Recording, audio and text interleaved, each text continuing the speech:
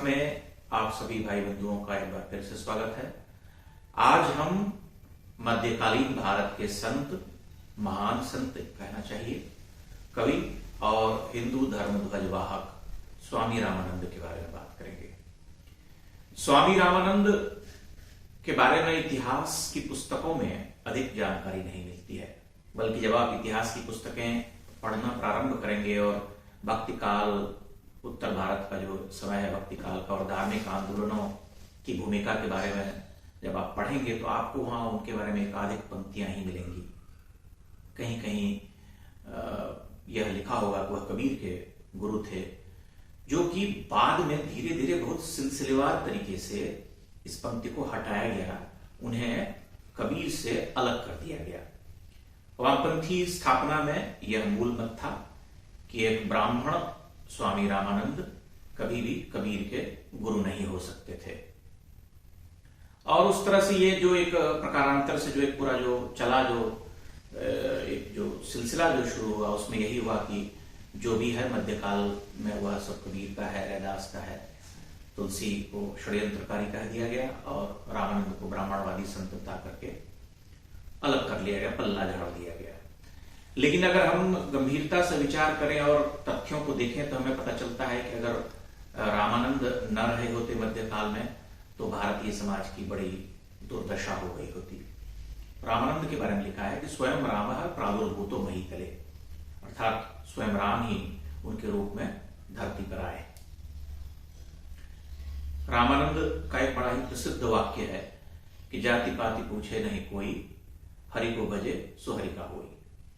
और वैष्णव मताब्ज भास्कर जो उनका एक प्रसिद्ध ग्रंथ है, उसमें जो सूत्र वाक्य आप कह सकते हैं वह है कि सर्वे प्रपत्तेर अधिकारिणो बता, अर्थात प्रपत्ति भाव या शरणागति का अधिकार सबको बराबर है, वहां जात पात का कोई मोल नहीं है। जो भक्ति आंदोलन के बड़े प्रसिद्ध संत हैं, जिन्हें द्वादश महाभागवत कहा जाता है, और उनके नाम है अनंतानंद, सुखानंद, सुरसरानंद, नरहरियानंद, योगानंद, संत पीपा, धन्ना, कबीर, रैदास, पद्मावती, सुरसरी गंगा और गंगा वैश्य थी। आपकी जानकारी के लिए यह एक तथ्य भी बहुत महत्वपूर्ण है। रामानंद ने भाष्य ग्रंथ श्री वैष्णव मताब्ज भास्कर में लिखा है कि प्राप्तुम पराम सिद्धिम अकिंचनो जनो द्विजातिरिच्छन शरणम हरिम व्रजेत, परम दयालु स्वगुणान अपेक्षाकृत क्रिया कलापादिक जाति वंदनम। अर्थात सिद्धि प्राप्ति के लिए धन का कोई महत्व नहीं है। जिसके पास कुछ भी नहीं है वह किसी भी जाति, ब्राह्मण, क्षत्रिय, वैश्य, शूद्र, हरि की शरण में जाने का अधिकारी है। कर्मकांड और जाति बंधन का कोई अर्थ नहीं है, बल्कि वह तो यहां तक कहते हैं कि पंचायुध चिन्ह में से कोई भी एक चिन्ह जो धारण करता है, किसी भी जाति का व्यक्ति हो, वह साक्षात विष्णु रूप है। वह जगत में पवित्र से पवित्र वस्तु को भी पावन कर सकता है। पंचायुधा काम कित वैष्णवा ये विप्रा अथ क्षत्रिय वैश्य शूद्राः स्त्रियस्तथान्येपि च विष्णु रूपा जगत पवित्र प्रवत्रिणस्तते। अर्थात स्वामी जी ने भक्ति के द्वार शक्त, अशक्त, संपन्न, विपन्न, शिक्षित, निरक्षर, ब्राह्मण, शूद्र, राजा, रंक, स्त्री, चांडाल सबके लिए खोले। चमड़े का काम करने वाले रैदास को स्वामी रविदास बनाया। रविदास ने मीराबाई को गुरु मंत्र दिया। यहां इस प्रचलित मत का भी खंडन हो जाता है कि हिंदू धर्म में कथित छोटी जाति के लोगों का बड़ा निरादर होता था। अगर ऐसा हुआ होता तो मीरा जैसी कुलीन राजपूतानी सैकड़ों मील की यात्रा करके रैदास के पास क्यों जाती, उनके आगे अपना शीश क्यों नवाती। जाति या छुआछूत पर रोक जो है आक्रांताओं के आने के बाद परिस्थिति जन्य है। रैदास के अलावा मुसलमान जुलाहा जाति के कबीर उनके शिष्य थे। आज पूरा देश संत कबीर के रूप में उन्हें मानता है। कबीर पंथियों की संख्या 15 करोड़ से अधिक है।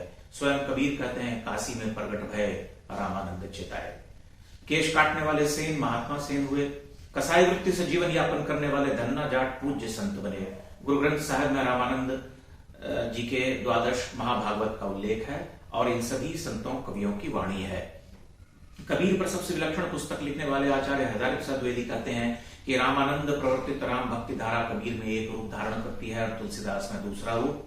आचार्य द्विवेदी आगे लिखते हैं कि कबीर का पाठक जानता है कि कबीर के पदों में उसे कौन सी अनन्य साधारण बात मिलती है जो कहीं और नहीं मिलती। वह क्या है?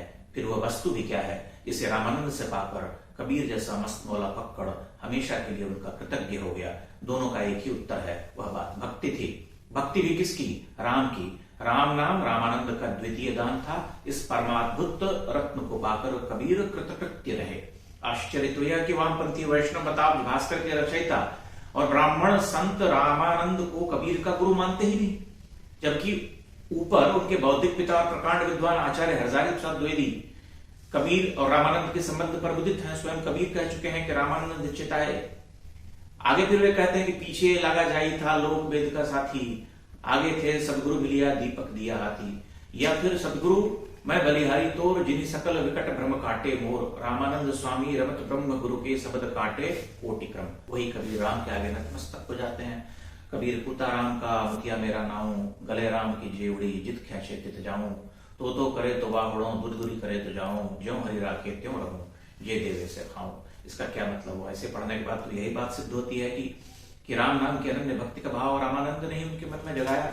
यहाँ आकर कबीर और तुलसीदास एक हो जाते हैं। जही विधि राखे राम ताही विधि रखिए, या ज्यों हरि राखे त्यों रहूं में क्या अंतर है? कोई अंतर नहीं है। जो वाणी का डिक्टेटर स्वयं कुरान का कुत्ता कहे, उससे बड़ा राम भक्त वैष्णव कवि कौन हो सकता है, संत कौन हो सकता है? और यह वैष्णव भक्ति की धारा भरने वाला सदगुरु रामानंद के अलावा और कोई नहीं था। कबीर और रामानंद के संबंध अन्यत्र भी वर्णित हैं। प्रसिद्ध विद्वान राम कुमार वर्मा ने अपनी पुस्तक कबीर की भूमिका में लिखा है कि नाभादास की भक्तमाल की टीका में कबीर का जीवन वृत्त मिलता है, जहां भक्तमाल की टीका का समर्थन किया गया है कि कबीर रामानंद के शिष्य थे। राम कुमार वर्मा के अनुसार ही कबीर ने विस्तार पूर्वक जिस गुरु की वंदना की है वे रामानंद ही थे।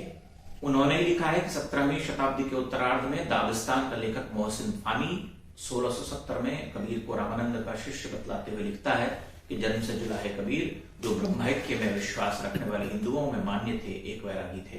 कबीर के काव्य पर दृष्टिपात करने से यह पता चल जाता है कि उन पर वैष्णव कवि संतों का जबरदस्त प्रभाव है, और यह प्रभाव स्वामी रामानंद का ही है, क्योंकि उस कालखंड में दूसरा कोई संत नहीं जो देसी बानी बोली में अपनी बातें कहते थे और एक बड़े भूभाग में समादृत थे। स्वामी रामानंद के संपूर्ण व्यक्तित्व और अवदान पर विचार करते हुए इस प्रश्न का उत्तर भी मिल जाता है कि वामपंथियों की आंखों में वे क्यों खटकते हैं। जात पात का बंधन काटकर वैष्णव भक्ति की निर्झर बहाने के अलावा उन्होंने एक विलक्षण काम किया था, और वह काम था हिंदुओं से मुसलमान हो चुके लोगों की स्वधर्म वापसी। और यही बात वामपंथियों को खटकती रही होगी। वामपंथी मानते हैं कि हिंदू से दूसरे धर्मों में धर्मांतरण तो सहज सामाजिक प्रक्रिया है, पर हिंदू अन्याय के प्रति विद्रोह है, परंतु मुसलमान या ईसाई हो चुके हिंदुओं की स्वधर्म वापसी जो है एक सांप्रदायिक कृत्य है। ये मध्यकालीन भारत के पहले से संत थे जिन्होंने हिंदुओं से मुसलमान बने हजारों लाखों लोगों को वापस हिंदू धर्म में दीक्षित किया। अयोध्या के राजा हरि सिंह की अगुवाई में 34,000 राजपूतों की इस्लाम से हिंदू धर्म में वापसी करवाई है। भविष्य पुराण में उनके द्वारा चलाई गई इस मुहिम का उल्लेख भी मिलता है कि रामानंद से शिष्यो वे चायोध्याम उपागत कृत्वा विलोमम तम मंत्रम वैष्णवाम स्थान कारयत। भविष्य पुराण में आगे लिखा है कि जो लोग पहले हिंदू से मुसलमान हो गए थे वही अब वापस हिंदू हो गए। उनके गले में तुलसी की माला है, जिह्वा पर राम का नाम है। कंठे च तुलसी माला जिह्वा राममयी कृता, म्लेच्छास्ते वैष्णवाश्चार रामानंद प्रभावतः। रामानंद ने जात पात के क्षुद्र बंधन को तोड़कर भक्ति मार्ग को सुलभ किया, एक ऐसा पंथ जो सबके लिए सुगम था और सभी राम को भज सकते थे।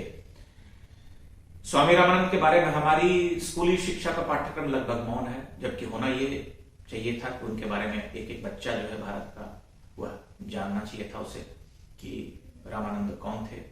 हमारी नई पीढ़ी को यह बताना भी जरूरी था कि सनातन का असली स्वरूप तो स्वामी रामानंद में समाया हुआ है, वह जो अहम ब्रह्मास्मि या तत्वमसी के सिद्धांत पर चलता है, जो हर जीवात्मा में परमात्मा को देखता है। पर कबीर कबीर करते रहने वाला यह समाज कबीर के गुरु को ही बताने के बारे में चूक गया, जबकि कबीर तो रामानंद की कृपा से कबीर हुए हैं। और यहाँ तक कि स्वामी रैदास की जयंती भी बहुत धूमधाम से मनाई जाती है, छुट्टियां होती हैं, लेकिन उन्हें ईश्वर से मिलाने वाले स्वामी रामानंद को भुला दिया गया है। आज भी स्वामी रामानंद की भक्ति करने वाले करोड़ों लोग हैं। पंथ है, छोटी से छोटी जातियों के लोग हैं। वैष्णव भक्ति के 56 द्वारों में से 36 तो रामानंद से संबद्ध हैं। उनके नाम भले ही भिन्न हो, लेकिन काम एक ही है। कोई कबीर पंथी है, कोई पीपा धन्ना सेनपंथी है और हैं सभी राम के ही अनुचर और अंततः रामानंद से प्रभावित लोग।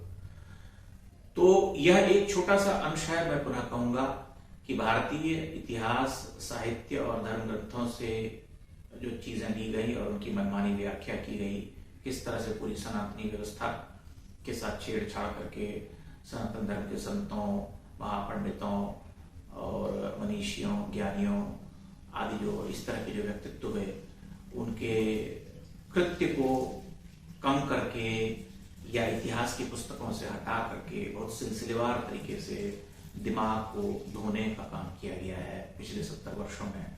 और हम जैसे छोटे लोग निरंतर इस प्रयास में हैं कि पुनः हम अपने महान संतों, ऐसे विभूतियों के बारे में सत्य जानकारी लेकर के, सत्य चीज लेकर के आपके सामने आए और बताएं कि यही लोग भारतीय समाज की रीढ़ थे, हमारे धर्म के प्राण थे। धन्यवाद, प्रणाम।